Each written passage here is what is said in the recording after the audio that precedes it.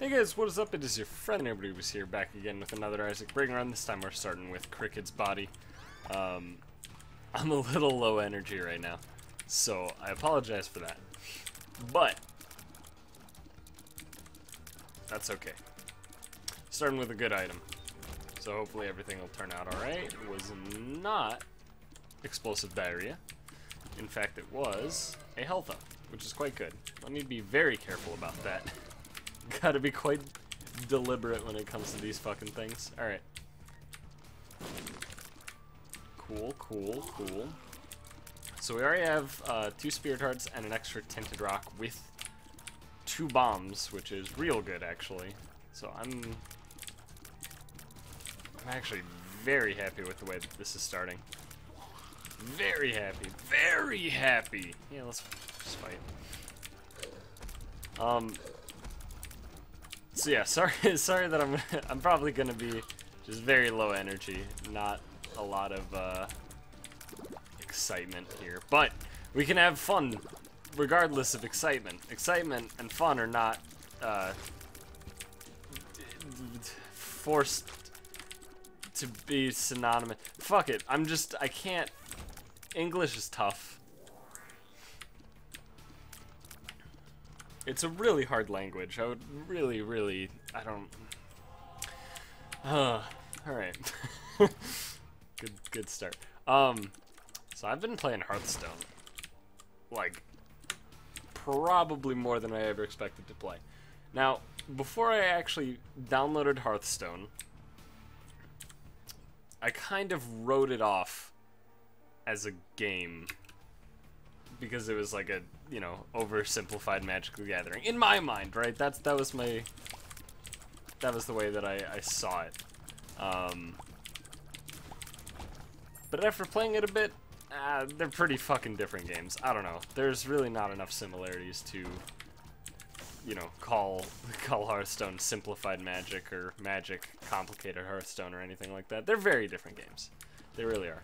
And I think a lot of people overlook that as well, similar to how I did. But I'm enjoying it. I really am. And money-wise, I have spent, what is it, like 30 bucks so far? Which, 30 bucks, shit. I mean, you know, 30 bucks it's still something. It's not like 30 bucks is fucking chump change to me, Mr. fucking YouTube money motherfucker. No, like, 30 bucks is still, you know, still 30 goddamn dollars. But when it comes to a video game, most of the time you're paying 60 bucks before you even can start enjoying it. And I enjoyed the shit out of it before I spent a single goddamn dollar, and then I spent about 30 bucks. And maybe a little more than 30 bucks now that I think about it. Regardless, whatever. I spent some money. And I'm perfectly fine with it. It's the type of game where I'm like, yeah, you know what? This will probably work out alright. I don't really, I can access that. Okay, let's reroll this. Yeah, that's fine. I can get both these, right? If I bomb here, that should blow up the tinted rock. I should have bombed here. Would have gotten a pot. Okay, puberty. But yeah, Hearthstone is, I mean, it's its own beast, you know? Like, the main thing that I didn't even understand, I didn't think was a thing when I was first formulating my opinion on Hearthstone, was the actual physical gameplay aspect to it, which sounds very weird. So, in Magic, first of all, there are a lot of very minute things outside of, like, the game, I guess, would be the best way to describe it, that can affect the game itself. Technical flubs happen in Magic. They do. They happen. Missing triggers happens. Absolutely. In live Magic, of course. On Magic Online, triggers cannot be missed, but in live Magic, I'm starting to think I should have taken those butt bombs. Yeah, whatever. In live Magic, if you miss a trigger, it's on you. Your opponent doesn't have to remind you of missed triggers, at least not anymore. The old rules sucked ass. If it was a not may trigger, so like, you know, when a trigger happens, it's like, you may do this. If it just says, you do this, or this happens, that's not a may trigger, right? If it says may, it's may. So it's optional. If it was a non-optional trigger, right, in the old rules, if it was a non-optional trigger, okay, 2 diamonds is pretty good, then what would happen, which was real awkward, was, for example, let's say your opponent has a Curse of the Pierced Heart, which is an enchantment that is an enchant player, so you put it on your opponent, and at the beginning of your upkeep, the enchanted player's upkeep, I think enchanted player's upkeep, it deals 1 damage to them, right? So if you're at 1,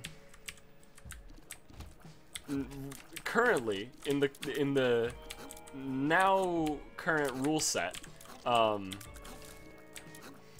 if you were at 1 and your opponent has a Curse of the Pierced Heart on you, shit, fuck this room. Come on, open your stupid goddamn faces. Thank you.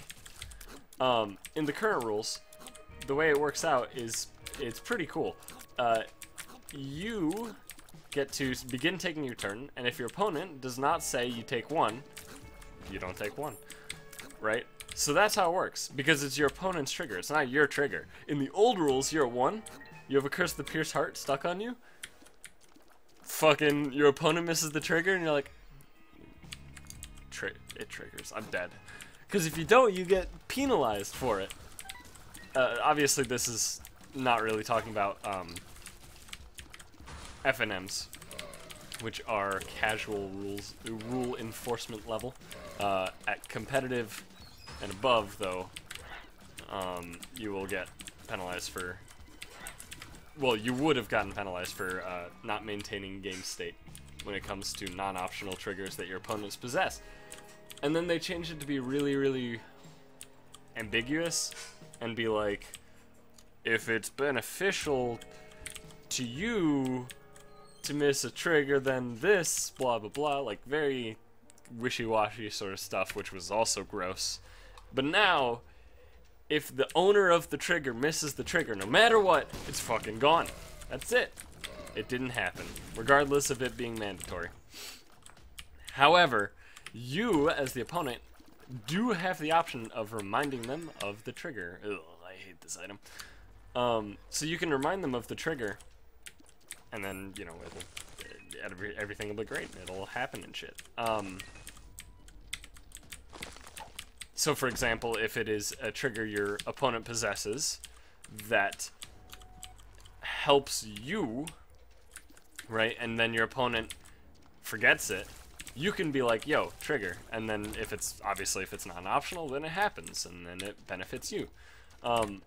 It's a lot of weird shit like that. So there are, you know,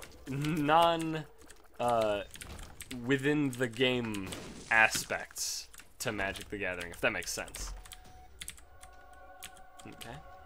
Like, there are ways that the game can be affected by things other than the rules of the game themselves, which is cool. It's very unique. I almost dropped a bomb there, by the way. How fucking dumb is that? And I didn't actually think Hearthstone had any of that. I thought it was literally just like, you know,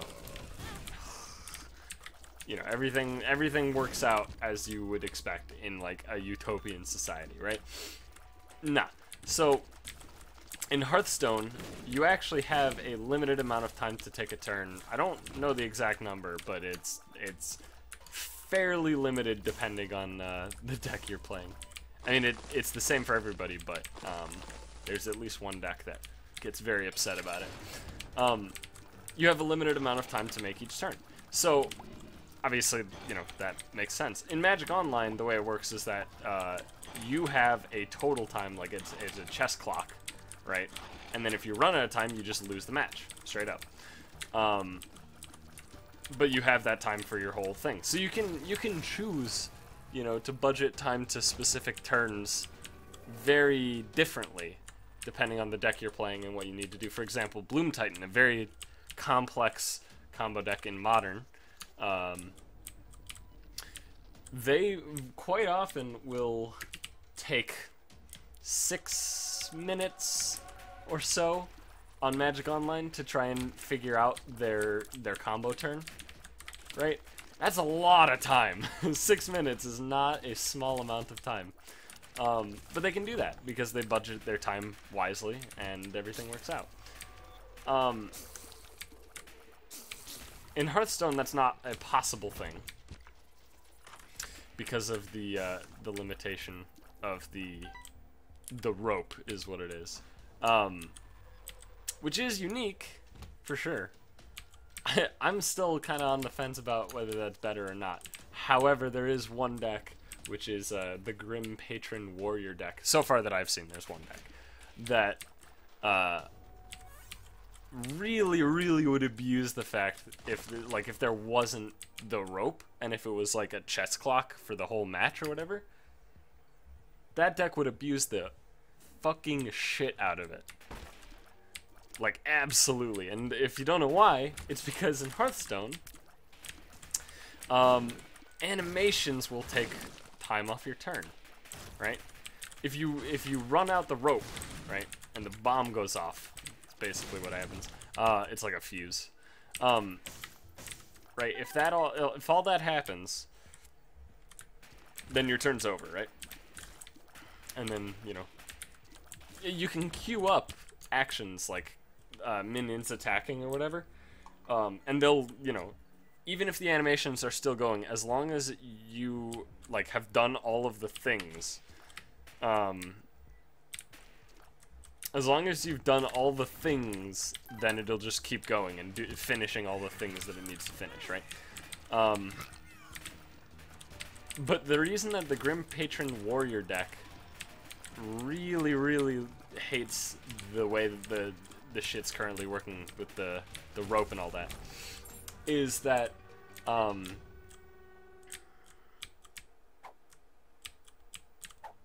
just let me out of here, please. So the Grim Patron is a like 5 mana 3/3, right? Yeah, 5 mana 3/3 who when he takes damage and survives, you put a new Grim Patron on the board, like an extra one, right? The Warrior deck has a few things that hit, you know, do 1 damage to all minions. Now, obviously, these things in combination sound pretty absurd. But what makes it hilarious is that every single time that a Grim Patron takes damage, he goes through his animation, of course, and his animation includes him saying, "Hey, everyone, get in here," something like that. Yeah, get in. It's definitely get in here. I don't remember the complete specifics, so I apologize. But the animation takes a while. So the reason that the Grim Patron Warrior deck is so good is because you combine Grim Patron with a bunch of your Whirlwind effects, which are the deals 1 damage to all minions, including one that's in weapon form, which is pretty good. And weapons are, I don't know, there's really not a parallel to other TCGs. It's a very unique thing to Hearthstone, which is cool. How in the fucking shit are you alive? Damn it. I'm upset with myself. Whatever. But then you also combine it with, what is it, Warsong Commander, who is, I don't remember the mana cost, but it's like a 2/3 that makes it so all of your minions, when they enter, right, when you summon a minion that has power 3 or less, it gets charged, which means it can attack immediately. So you combine that with all these Whirlwind effects, which are the 1 damage to all minions, Grim Patrons, who start at 3, and then, you know, the fact that you can attack creatures rather than the player, and also attacking is not done in a single chunk, it's done whenever the creature, you know, chooses to attack. And you combine all this shit, and you basically get this horrible monstrosity that just fucking hates fun. Although it looks so fun to play.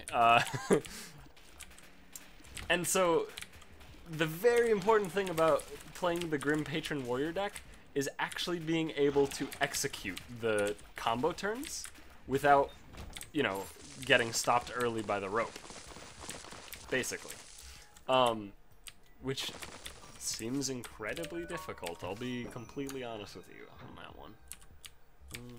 So I'm gonna bring the strength card with me, because I can pop it and make this fight a lot easier, and I'm really glad I did that because it's the fucking cage. So, like, that's a cool thing that Magic, you don't really have to deal with. Like, you do have to deal with time, you know. You are limited on time, and in Paper Magic, you can get penalized for slow play if you think about that. If you consistently play too slowly, then easy as that. It's a bit more specific, but that's mostly the gist. Fuck it. Sure. There was a battery in the shop, right? I think so. Let me double check. There is. Okay. So, you know, you do have time considerations in Magic, but it's not as unique as in Hearthstone, where you have to deal with all these animations and things. Which is cool. It's a very, like I said, a very unique thing. And I think it's neat. Although, apparently, Grim Patron Warrior is like a super fucking busted deck, and people are upset that it exists or something. Although, I've also read that people hate Face Hunter, which is like a very generic aggro deck. I hear people saying that Handlock is too powerful, and from what I gather, it doesn't look that powerful. I mean, it looks powerful, but not like broken, you know? Not to a point where you need to be concerned about game balance because of it. Like, it's just a deck that sacrifices its early turns and a lot of life to fucking get down some 8/8s and maybe a 4/10. That's all it does. Where's the broken? You can probably fucking kill it in that time frame, like, seriously. I mean, you can. You literally can. Face Hunter would... I mean, I think Face Hunter quite often does obliterate Handlock. Unless they get their stupid, like, heals or anything like that. I'm sorry if none of this shit's making sense to you, but basically, so there are classes in Hearthstone, right? And the classes have specific class cards. That's the main thing that sets them apart from each other. It's just that they all have their unique class cards, right? And also they have their own hero power, right? And so Handlock is or not. Well, yeah. Okay, I'll talk about Handlock in a minute. First, Face Hunter. Face Hunter's sweet. It's Hunter. And the reason that it starts with face, God, my brain isn't working. The reason it's called Face Hunter is that it goes to the face. Pretty much no matter what you're doing as Face Hunter, you're gonna aim your damage at the face. That's what you do, right? Now there are situations where that's not the optimal play. However, most of the time you're aiming for the face. And the reason that it works well as Hunter is because he has access to quite a few very good reach spells. What is it? Kill Command? It's a 3 mana? I think it's 3 mana. Deals 3 damage. If you control a beast, deals 5. Seems good to me. Your hero power is also insane. What your hero power does is it's 2 mana. And hero powers you can only use...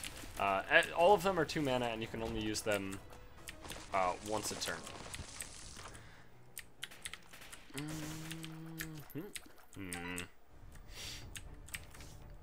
Sure.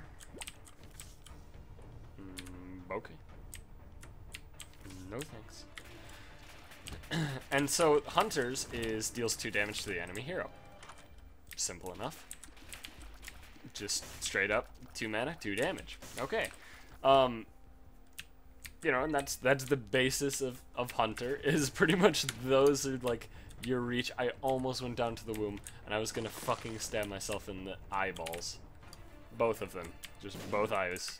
Just so you have a lot of reach, and then you have ooh, what's the name of the card? Oh, I forgot. It summons hounds. For each enemy minion, you get a 1/1 with charge, and they're beasts, which has synergy with a lot of stuff, as you may know from the description of Kill Command, which does extra damage if you control a beast. There's other things as well that affect beasts and shit, but basically it's just an aggro deck. All you're doing is fucking hitting your opponent until they're dead, right? It's real straightforward. It's technically, there's some more gameplay to it. It's not, you know, explicitly super easy and obvious and blah blah blah blah. It's fucking aggro, okay? And people get pissed off about it and shit because they're fucking dumb and whatever. I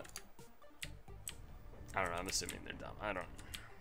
I probably haven't played enough to really have a good opinion on the matter, but regardless, there's that. Handlock is the other deck that I mentioned.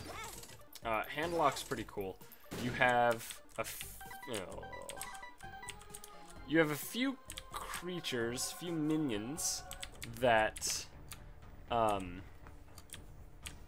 have to do, they affect, they act differently based on the amount of cards you have in hand. And in Hearthstone, you have a max of 10 cards that you can have in your hand at any given moment. And if you already have 10 and then you draw another one, it just gets rid of it. And there's actually mill strategies that revolve around that. Apparently they're not very good right now, but I'm not sure. All of my Hearthstone understanding is from watching fucking YouTube videos and making assumptions and all that sweet jazz. But Handlock, basically, the main cards in Handlock are Twilight Drake, which is a 4-mana 4/1. 4-mana 4/1 that when it enters, it gets an extra health, +1 health for each card in your hand, which means that at most it can be a 4/10, and obviously at worst it can be a 4/1. That's pretty good for 4 mana. That's very good, actually. I will grab this. I gotta be real careful, but sure. How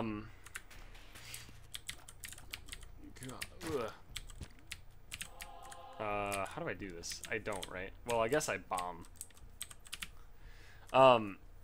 Another card that it uses is, well, it uses 2 of the giants. There's a bunch of giants in the game. I know of 3. I'm assuming there might be more, or if, you know, there might be 3 right now and then more in the future, whatever. They're all giants, and they're all 8/8s, and they all have cost reduction based on a certain thing. One of them is cost 1 less for each minion on the battlefield. That's not the one Handlock uses. Not one of the 2 that Handlock uses. There's one that costs 1 less for every point of damage your hero has taken. That is one Handlock uses, because Warlock, their class spell is you take 2 damage. Obviously, 2 mana, you can only use once a turn. Take 2 damage, draw a card. Seems good. And so the one that gets its cost reduced based on the damage you've taken, it normally costs 20, right? That's its cost, and technically you can't cast that, so you got to take damage.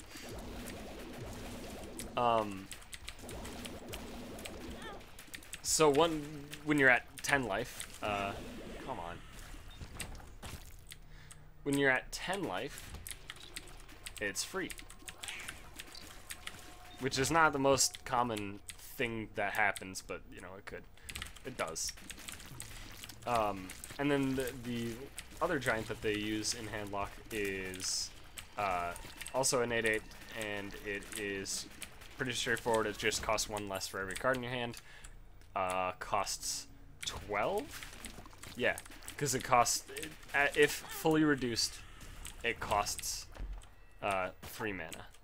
So if you have 9 other cards in your hand, it costs 3 mana. And so it runs those guys, and then one of the class spells that Warlock has is you destroy one of your own minions, and it deals damage equal to its power to all enemy minions? All enemies? I think just minions. I think just only minions. It doesn't hit the enemy hero. But that's still really good, because you can combo that with pretty much any of your cards to do insane shit. And so basically what Handlock wants to do is, like, you want to, you know, turn 2, you have 2 mana, you want to life tap, which is your hero ability. Then turn 3, you probably want to life tap. And then turn 4, you have 4 mana, so you probably want to play a Twilight Drake. And the Twilight Drake will be a 4/8 if you do all that shit in that order, I think. 4/8? That sounds about right. It'll be a formidable creature. God, these all suck shit. Whatever. Fuck it. So turn 4 is your first actual play, right? And it's a 4/8 or 4/9, right? Which your opponent can just ignore. Also, you've done 4 damage to yourself and not dealt with their board at all, right? Like, that's a fairly frequent start for Handlock, right? So it can get fucking chewed up by aggro decks like Face Hunter. However, it can also beat the shit out of them, because if it survives until turn 5, it probably will just slam an antique heal bot and the game will suddenly end. Which is a 5 mana 3/3. You get healed for 8, basically. And I don't think I have to tell you how fucking nuts that could be. I mean, maybe I do, because in Magic, anything that says life gain on it, your fucking eyes roll back in your head, and you're like, well, I will never play this card. But it's legitimately good, because in Hearthstone, running out of gas is a lot easier than Magic, at least in my experience. And so, if a card, right, can gain you 8 life, and then trade with another creature to potentially theoretically gain you even more life, that's insane. Because on average, I think a card in Hearthstone probably doesn't deal close to 8 damage. It could. There are obviously creatures in the game, or minions, whatever, in the game that would do that. But it's not really, you know, expected. The average card won't do that, you know? So gaining 8 and being able to then use it to trade off for another creature is, like, fucking wild. Although, it obviously, anti-heal bot matters very little if you're against another Handlock. So that's where some, you know, metagaming and shit can come into play, but that shit's fancy. Oh, how are you not dead? Okay. Alright. Fuck you! How do you even shoot that thing? Oh. So yeah, I don't know. Hearthstone's, it's a lot deeper than I expected it to be. I'll fucking fully concede that shit. I don't know how good it'll be for me personally in terms of longevity, but so far I'm digging it quite a bit. So we'll see. I'll ride this fucking wave until, you know, something. I said you know because I don't actually know where I'm going with it. So I'm assuming if I just say you know, everybody will just write it off and be like, oh yeah, no, I know. Even when they don't, because that's like a very, you know, social dynamic sort of thing, you know? You know?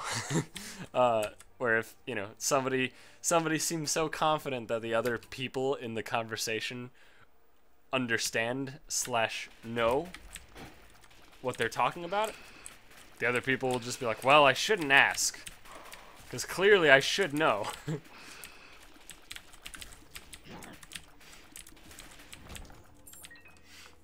So, it's interesting shit. And the main reason I know this much about it is because, fuck, dude, social anxiety is a bitch. God damn it! I hate being telefragged! Especially by an enemy that has fucking 8 times the health of most bosses. That's the shit that really gets my fucking panties in a twist. I don't wear panties. I know it's weird, but just stick with the phrasing, and it makes the most sense in this situation. There's really not much else I could have said that would have... Fuck you! Oh my god, I hate this game. Jesus Christ. I just fucking want to be done.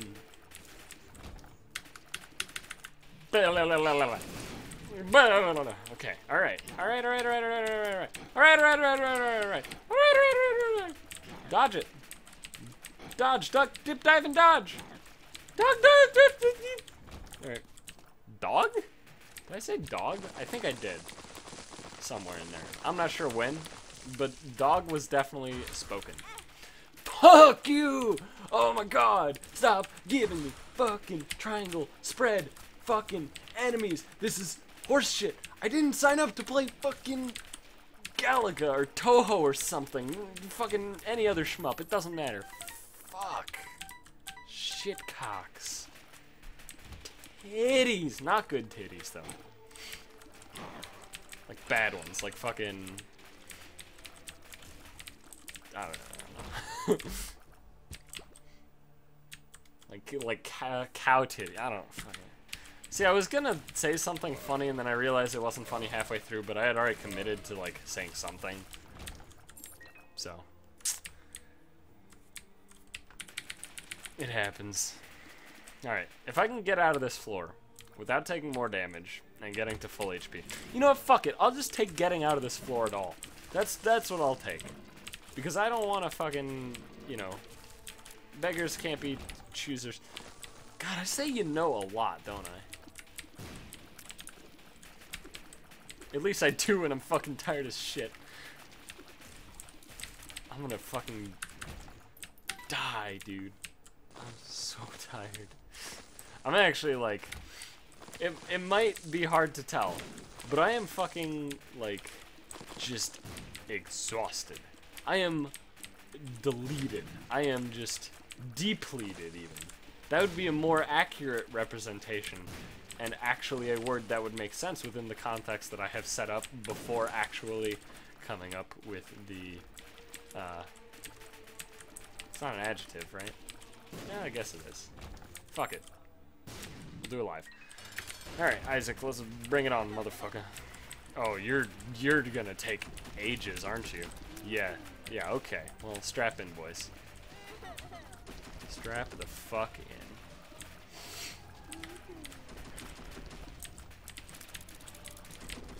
Yep, okay. First hit. I'm not even... Yeah, okay. Second hit, yeah. No, not even remotely close to getting him to even his next phase. There wasn't a bullet there. I'm fucked. I'm just fucked. I'm fucked. There's no way! I can't beat Isaac like this! How do I... Just kill me. Just fucking kill me. End my life. I can't do it. I can't do it. There was no way. Alright, well... I'm way too tired for this shit right now. I'm sorry. That was a very boring ending, I guess. Hope you enjoyed the episode regardless of that, though. Hopefully I'll be back to actual energy tomorrow. We'll see. The reason that I'm so tired, by the way, is that I woke up 18 hours ago. So Yeah. I mean, you know, that's not like a very weird thing for most people to be awake like 18 hours later. But to be awake 18 hours later and having to put energy into something like this. If you've never like recorded videos for YouTube and tried to be entertaining and shit, even if you don't want to like upload to YouTube, I would highly recommend like just playing and trying to keep a monologue going, because it's fucking exhausting. It really is. But anyway, enough rambling. I'm done. Thank you for watching. I'll see you in the next one.